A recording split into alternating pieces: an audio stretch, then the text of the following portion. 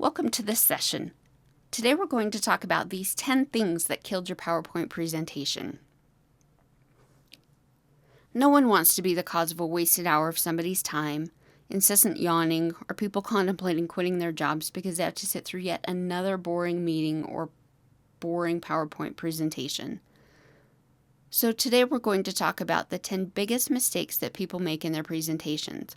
But instead of talking about the mistakes, we're going to positively focus on the best practices, things that you can do to increase engagement with your audience and create a more overall effective presentation.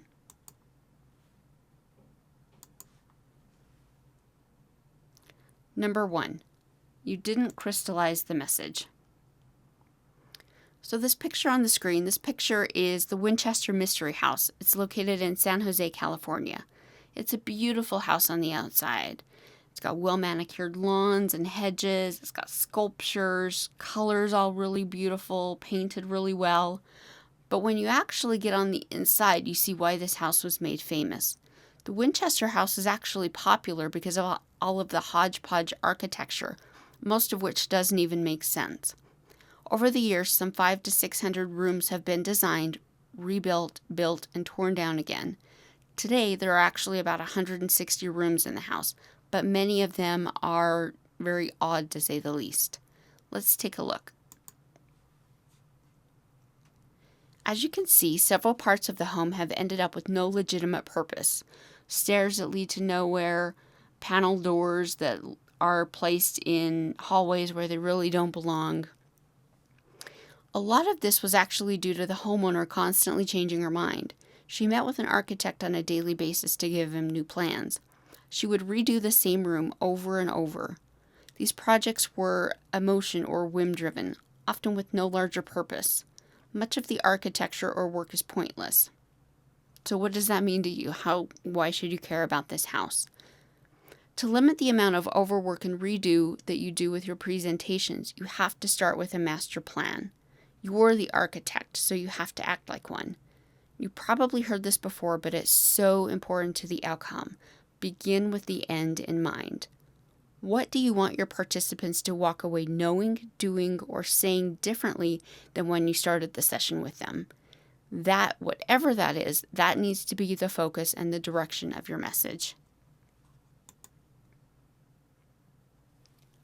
When creating a presentation, it's so tempting to just start building, right? We've all been there.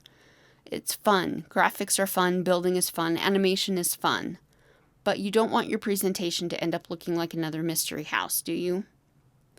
As the architect of your presentation, there are a few questions that need to be answered first. Number 1, who are you speaking to in this presentation? Who is your intended audience? What do you know about them? What's their previous experience? What can you do from an architecture perspective that can make a custom and engaging experience for this group or this audience? Question number 2, what's the takeaway message? When you identify what the takeaway message is, it allows you to direct your presentation to target these key concepts and ideas and really hone in on what's important. Question number 3, how should someone act on your message? What's the step that you want participants to take as a result of their time with you? When participants have actionable items when they leave your session, it's more likely to cause that behavior change. It's going to create the action step that happens outside of the event that you've been with them and is more likely to produce the behavior that you want to see. It's something that goes on beyond what has happened with you and helps to extend that learning or extend that process and keeps them thinking about it when they're no longer with you. That's what you want them to do or say when you leave. You need to make sure that you have that how or that action item for when they leave that session. This all comes up in the blueprint. So you need to have a blueprint of sorts that allows you to define the basics of the structure, the message, the content, the intent, the call to action. Everything that you want to see happen within that course needs to be, or that presentation needs to be put in your blueprint so that you can begin with the end in mind. With the blueprint, it helps you to resolve the issues or problems that may come up, things that you may not anticipate happening. can be identified within that blueprint phase and allow you to fix those issues before it actually happens.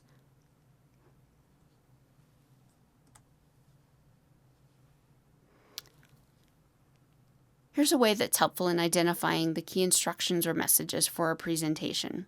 Think of it kind of like a recipe. You have your ingredients, you have the process, and you have the end result.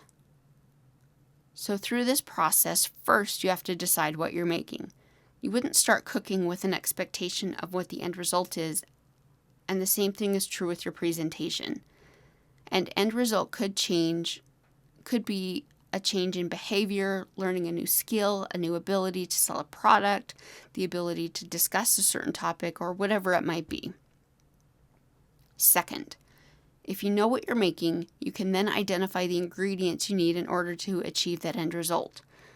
The ingredients for bread are going to be very different than it would be for a cake or for a bowl of cereal. So you need to know what ingredients you have or need in order to get that end result. The ingredients are the context. They're the text, the animation, the pictures, the video, the text, the talking points, all of that. Those are the ingredients that go within your message. One of the best ways to do this is to ask yourself, what do my participants actually need in this presentation to do what I'm asking them to do? Is it to take away a specific message or to do a specific action step by a certain date? Is it to fill out information on a form? The content that you put in your presentation should be what is essential to give learners the information that they need in order to do what you're asking them to do. Third, a bunch of ingredients slapped into a bowl doesn't make bread. They have to come together through a process first. The same is true with your audience. They need to have an experience or a journey as part of that presentation that allows the content to come together in the correct order in order to produce the right result. This is essential to give learners that essential detail, that final crucial step in that process in order to get the end result that you need. These messages, use them as anchors as you decide what to include or not include, or to cut out and to say or do certain things within your presentation. Knowing these three things gives you a recipe to hold on to. Use it as an anchor as you decide what to include or cut or to say or not say. Every time something goes wrong in your presentation, you're not sure how to approach it, you didn't really know what to say, you wonder if it's too long, maybe you've got too much information, go back to these three basic questions. What are you making? What are the ingredients? And what process do I need to go through in order to make it happen? When you ask those three questions, that's how you determine what needs to go into your message.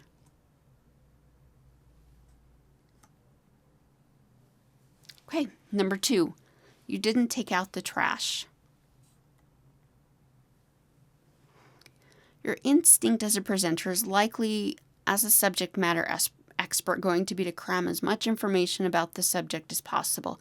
That's because you're in love with the subject. You feel like everybody should know as much as you do about the subject because there's so much about the subject that they need to hold on to, that they need to learn. But that's not your learner's instinct. Let's talk about their instinct for a minute. While children are happy to spend 30 minutes learning geography and another 30 minutes on social studies or math, okay, love may be a strong term, but they're willing to do this. They're willing to spend 30 minutes on a subject at a time. But adults are different, and that's likely going to be who you're presenting to. Adults are problem-based learners, which means that they're primarily motivated to learn something if it solves a problem for them. For example, if the title of this webinar appealed to you, that's probably because it was phrased in a way that made you believe it's going to solve a problem for you. That's what captures your interest. Think about it this way. Think about the vacuum that's on the screen. If you purchased the vacuum and brought it home, would you really read the instructions cover to cover before you started vacuuming, before you plugged it in? Probably not. You're likely only going to read the instruction manual if something comes up, if you have a clog, if the belt breaks, or if something happens to where you're not able to vacuum. At that point, that's probably when you're going to read the manual, either cover to cover or at least skim through it to find the appropriate information that will resolve your issue.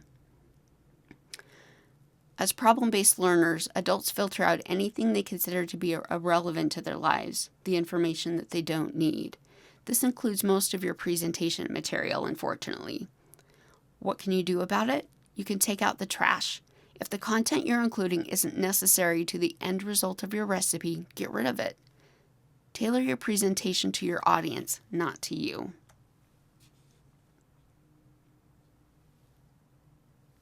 So how can you do that to take out the trash? Number 1, identify the key ingredients. Pre-treat your content. Look at it, review it, and again, ask yourself, what do my audience or my learners really need to know? If it's no, then it goes. If they don't really need to know it in order to accomplish whatever objective or task it is that you've asked them to do, it's got to go. Number 2, watch out for oversaturation. For every hour, the first 10 to 15 minutes of focused attention is given by your learners. That's it. So you want to make sure that for your critical messages, your crucial messages, they're provided within that first 10 to 15 minutes of the focused attention time. Second thing to think about is 50% of what your learners hear or see in a presentation is gone within an hour of them being with you. 70% of it's gone within 24 hours, and 90% of it's gone within a week of them being with you.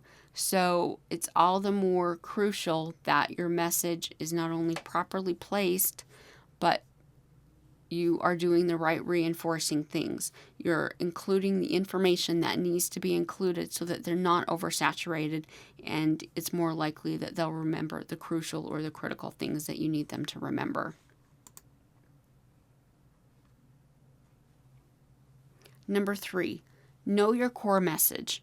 What is the takeaway? And we've already talked about this a little bit, but know your core message. What are the key things that you need your audience to take away from this?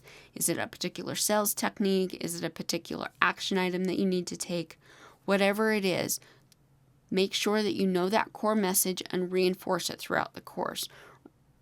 Introduce it to them in the beginning, bring it up again in the middle, and then as you close your presentation, make sure you reinforce it there as well.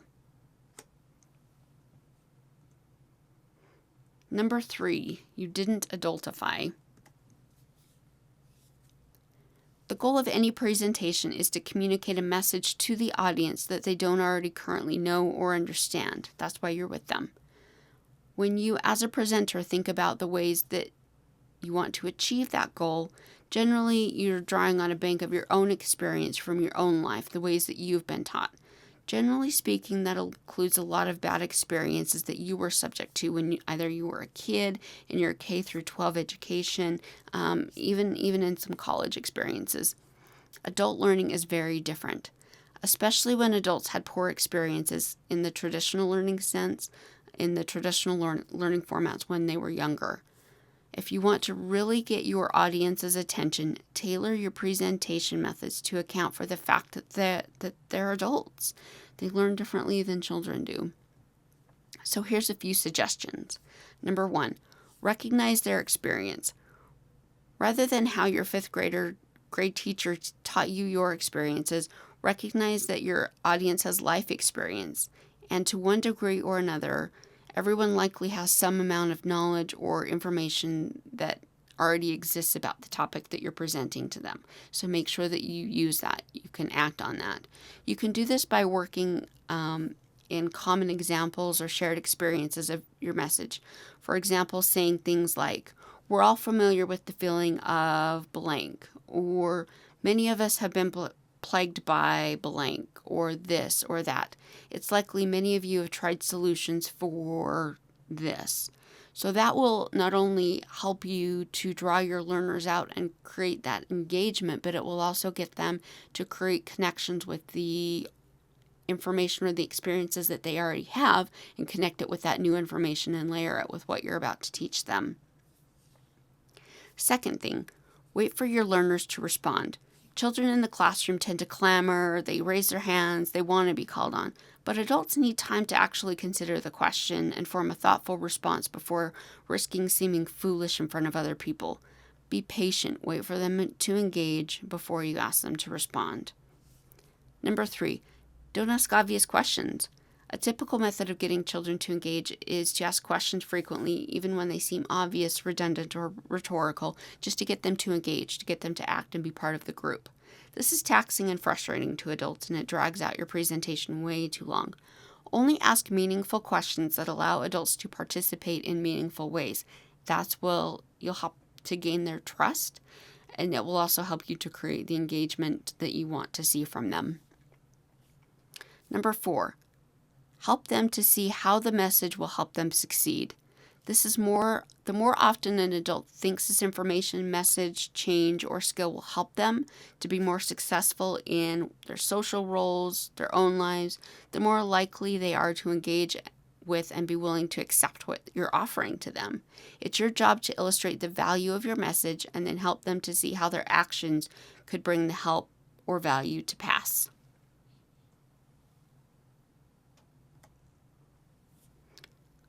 Number 4, you didn't connect the learning.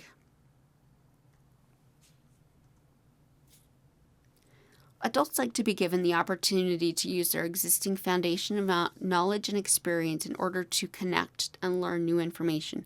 And we briefly just touched on this, but we talked about connecting information, old information to new information to create a new connection. Let's dive deeper into this a little bit because there's a big upside for you. If you can take what a learner already knows, you can simply build upon it from there, and it's like a jump start for both of you. In the illustration you see here, imagine 2 Lego towers with the same base but different tops.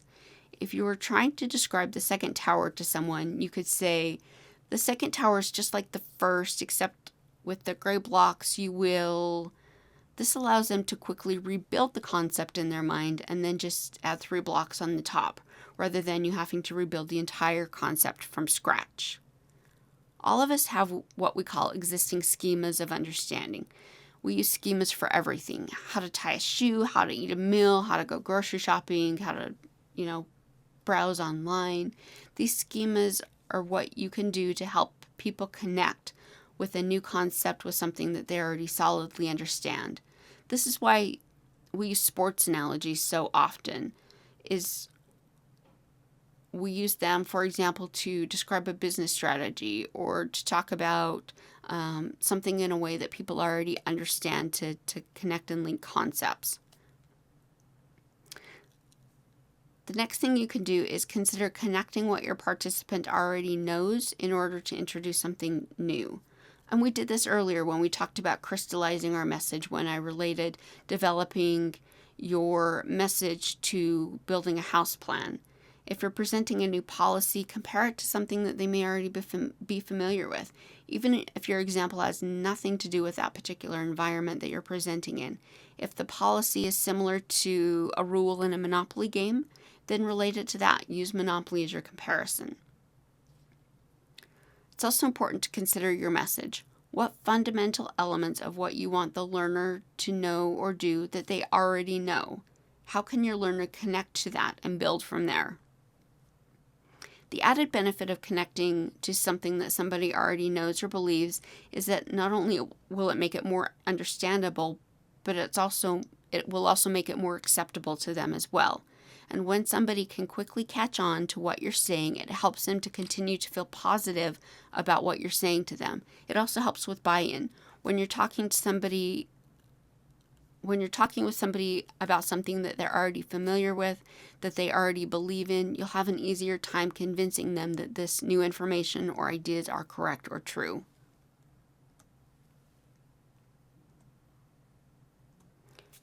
Number 5. You didn't illustrate your point. Have you ever noticed that after somebody speaks, you find it harder to remember the particular subpoints, but you can remember a story that they told or the description that they give? The more stories, the more comparisons, the more examples and illustrations you can use in your presentation, the better off you'll be. Here are a few examples of some of the things that we already talked about in this presentation. Could you tell me what each of these illustrations is about? You probably could. Consider what stories, examples, pictures, graphs, analogies, or other illustrations you can provide in your presentation to help illustrate your point. Remember that something engaging like a story or a fun visual will always be a way to help promote engagement and retention. Again, it allows you to create that information that they already know about with something new and create those connections in the mind.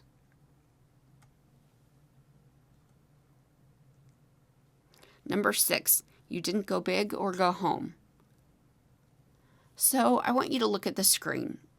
How do these two images appeal to you? How does it make you feel? Kind of overwhelmed, overloaded? There's a lot going on? Us too. No one likes super busy, cluttered graphics on a slide full of tiny text.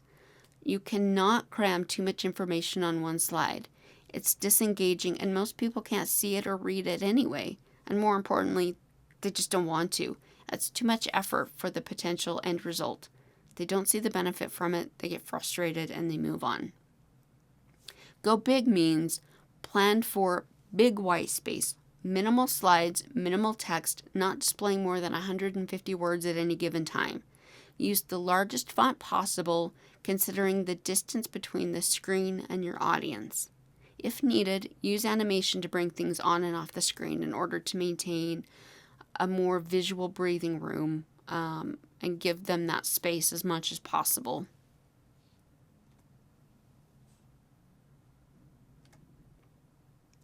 Number 7, you were a hot mess. PowerPoint is a form of media, and consumers today are very savvy when it comes to media. We're inundated day in and day out with professional quality media. So when we see something like this, we immediately question its credibility. You don't want that to happen with your presentation. So when you look at this particular slide, what do you think? Is it built by a professional or an amateur? Well, with this particular slide, the author used the images with unfinished borders. When we present things with images with unfinished borders, it just looks professional and not really well done. Your learners tend to doubt your credibility, even with something as simple as that. Okay, the next issue, the mixing of media. When you're using clip art and mixing with stock photography, single graphics, combined it with PowerPoint art, it doesn't look very professional. So you need to think about the message that you're trying to send, the graphics that you want to use. Make sure that it's presenting your idea in a well-formed way.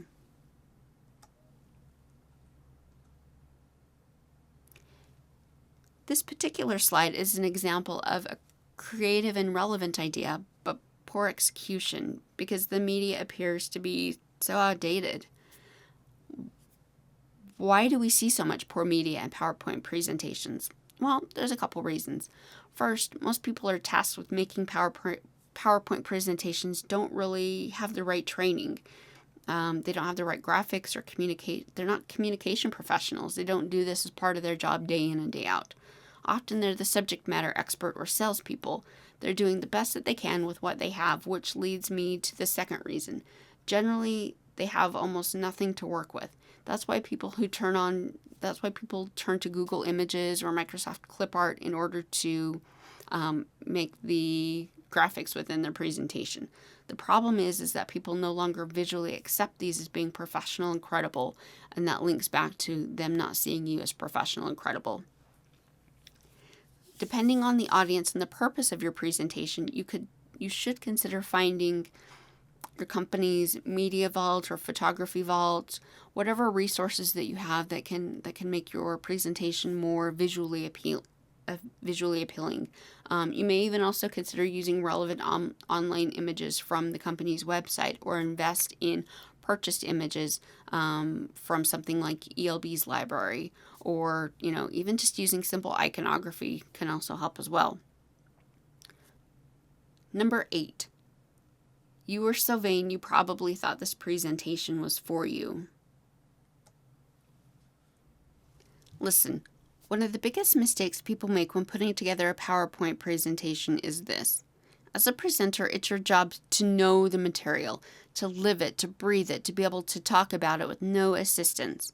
Unfortunately, with the advent of PowerPoint, many presenting professionals have checked out of this responsibility and instead rely on the PowerPoint slide to tell them everything that they either need to know or do or say within the course of the presentation.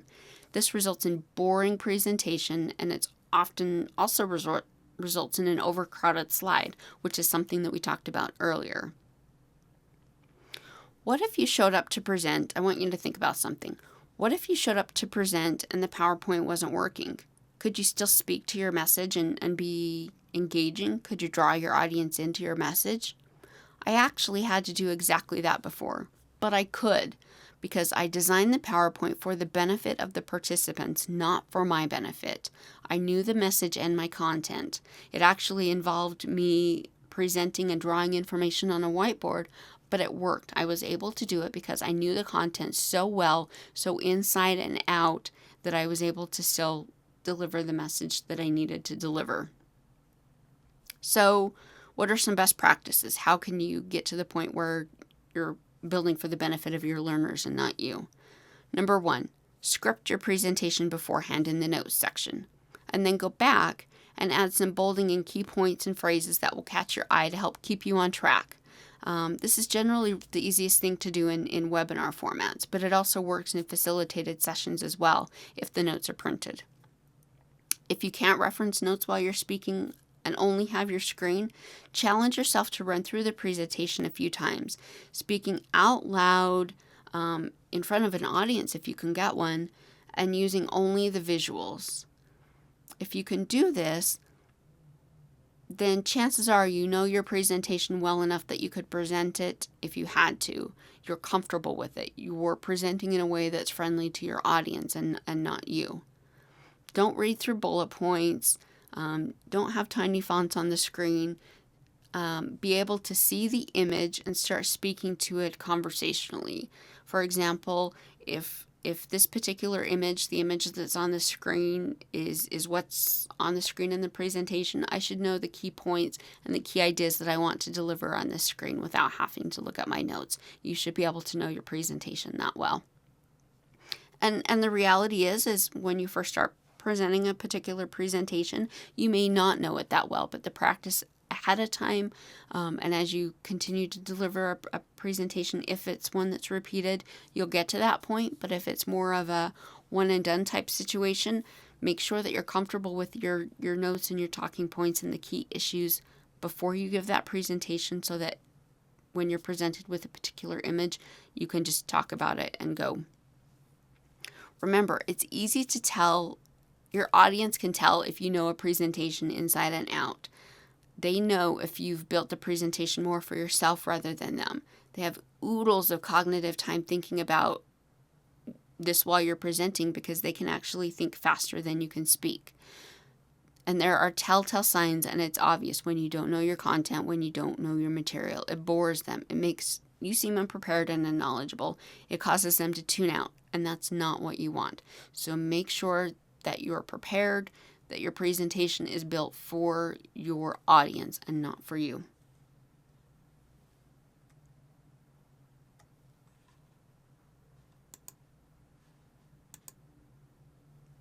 Okay, number 9, you created a snoozefest.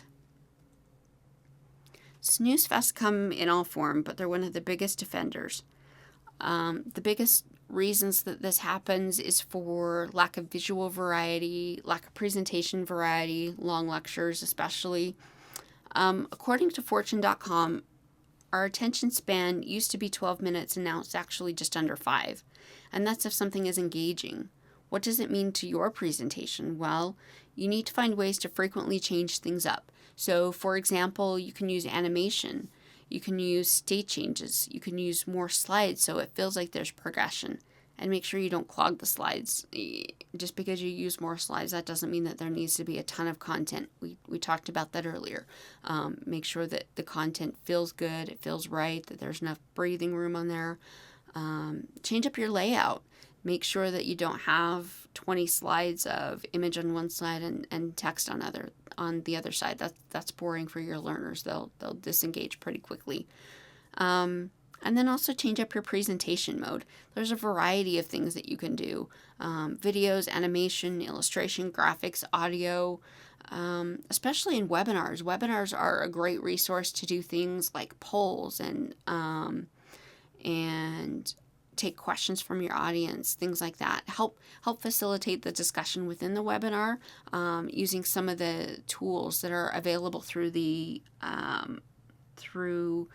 presentation software. Lots of great options out there to engage your audience, engage your learners. There's also web-based tools that online tools that can allow you to do surveys and things like that, where you see the respondents, the responses from the survey participants actually pop up on the screen as you're in your session. Those are pretty cool as well. So, check out your other resources, different ways to engage your audience, so that not only does it keep the information fresh and engaging, it adds a different element. That adds a different element as well. At the end of the day, you're fighting for your participants' attention. If you want them to pay attention, you need to sell them something of value through the orchestration of your presentation. It needs to appeal to them. It needs not to be boring. Don't give them a screen full of text and just read off the screen. Make sure that it's something engaging.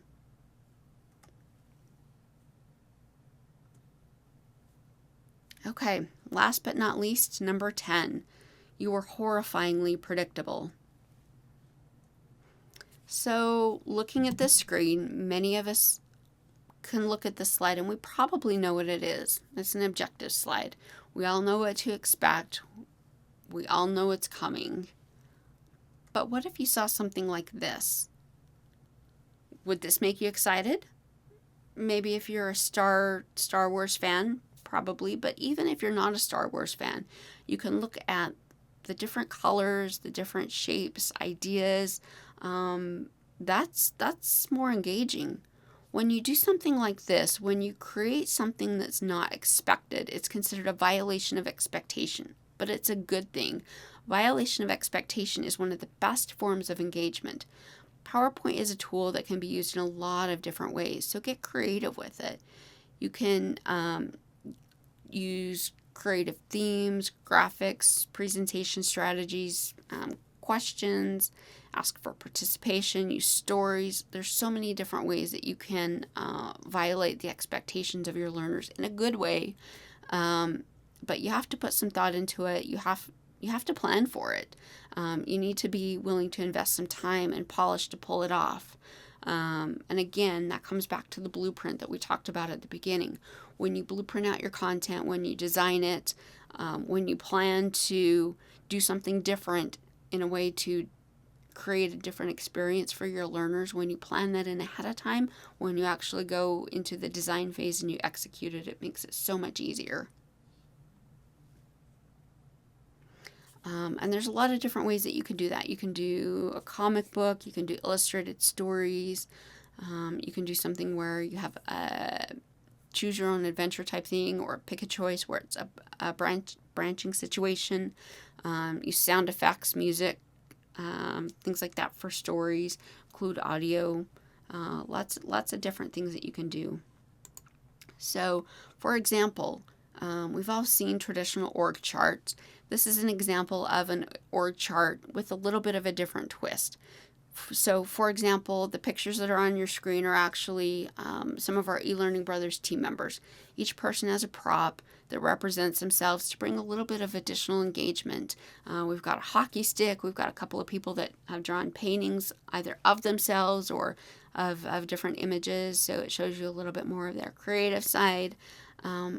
It brings about that additional level of engagement and connects the viewer with the people or with the content on the screen. So think about, if you do have to do something traditional, think about ways that you can add a twist to it. So here's a creative way that we used a PowerPoint to act like a comic book and to get people more engaged and involved in learning about a particular app of products. So in this particular case, we're going to explore the story of a young man who's trying to propose to his girlfriend. This is done through an interactive story, which is movement-based, and the pictures in the scenarios update, shift, and change to tell Alex's story. Portions of the board are animated, others are interactive. The interactive story can branch to show multiple potential options or outcomes. So here's an example. So this is Alex. Alex is in a little bit of a pickle. He's trying to propose to his girlfriend, and he thinks up the perfect plan. But then it decides to rain.